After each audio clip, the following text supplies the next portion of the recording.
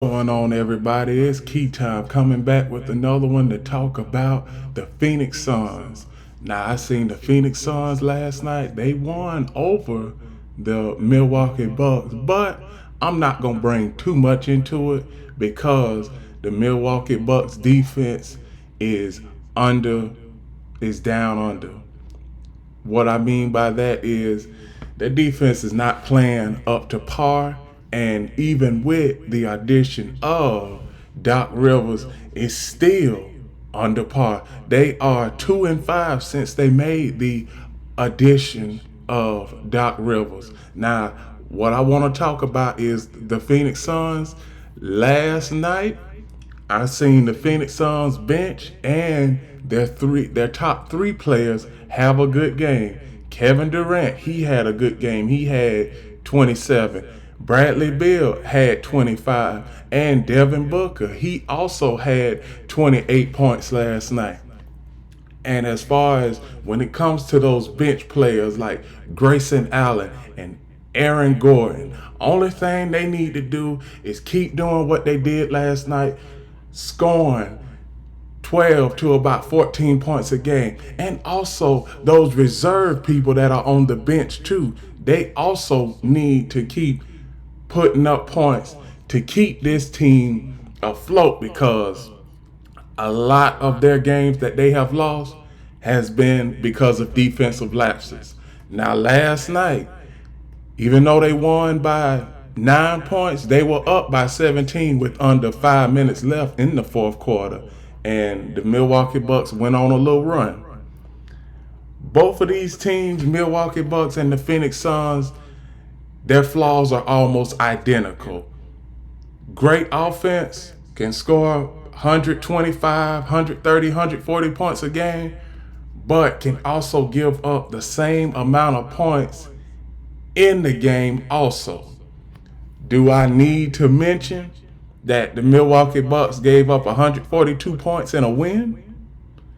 Do I need to mention that the Phoenix Suns gave up 129 points in a win? So, one thing about that is everybody that is on the Phoenix Suns, they can produce. It's just about can they defend on the other side of the court, and against opponents. Their defensive efficiency is not all that great at all, because one thing that the Phoenix Suns want to do is outshoot you and outscore you. Now, Frank Vogel, he's a decent coach. He's not the type of coach that's like, the word I'm looking for is, he is not very aggressive. He doesn't have, and I hope that no one takes this the wrong way, but he doesn't have very much input. And when you have two of the top three, when you have three top scorers that can average 25 to 30 points a game, you really don't have to do much talking. Just let the three scorers do what they got to do. Now, the bench average, the bench scored last night 32 points. If they can do that and expand the bench a little bit more in the playoffs, they might be able to go to the Western Conference Finals. Now, one thing, they are a half game back of the Sacramento Kings. I expect them to overtake the Kings. But when it comes to teams like Minnesota, Oklahoma City, and when it comes to teams like the Denver Nuggets, they are going to need, their defense is going to need to be intact, because on the Minnesota Timberwolves, you got Anthony Edwards, Karl Anthony Towns. Both players can go get 30 just like that. Then on the Oklahoma City Thunder, you have SAG. He can also go get 30 points just like that. And I don't even need to mention the Denver Nuggets. Jamal Murray can go get you 30. Nikola Jokic can go get you 30. Those bench players, they can go get you 15 or 20 by themselves. So the Phoenix Suns, they have a good team. The center, Nurkic, he is rebounding the ball well. Also, he averaged 1 or 2 steals a game. Everybody on the Phoenix Suns, they have a good roster. Can they compete with the other teams in a 7-game series? The other Western Conference teams in a 7-game series? I don't think so. Not unless they get somebody like New Orleans or Dallas, because Sacramento Kings, Phoenix Suns gonna have a tough time with them. Oklahoma City Thunder, the Phoenix Suns gonna have a tough time with them if they have to play them in a 7-game series. Like I just said, the Denver Nuggets. Also, another team that has came into the fold is the Los Angeles Clippers. They are gonna give the Phoenix Suns a tough time too. And I don't even have to mention Oklahoma City or the Minnesota Timberwolves. Now, one thing I'm going to say about the Phoenix Suns is, do they have too much offensive firepower in the starting lineup? I think so. I think that you need to have either Eric Gordon play in the starting lineup, because he's a good defensive player, and he can also neutralize the opponent's top player or second best player. So that's one thing that I'm looking at. Maybe Frank Vogel, he need to switch his starting lineup again and put Eric Gordon in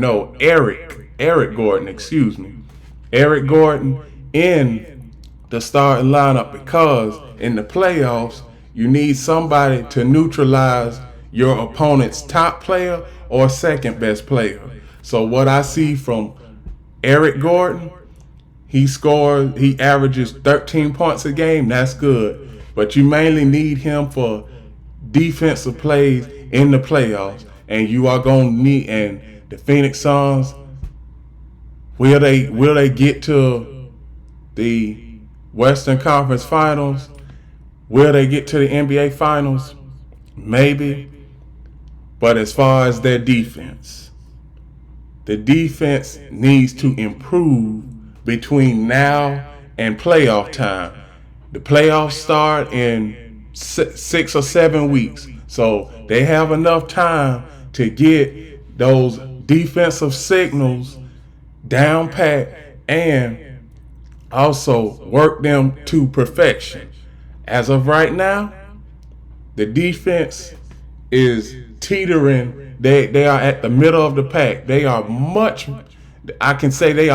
better than the team they played last night, the Milwaukee Bucks. Now, one thing about it is their schedule coming up is a really, really tough schedule that's coming up. I'm going to just tell y'all a few of their next games. A few of their next games. Their next game is Utah. The game after that is Golden State. The game after that is Sacramento, who I just talked about. The game after that is the Detroit Pistons. Now, I expect them to beat the Detroit Pistons. And then they have Dallas and Houston.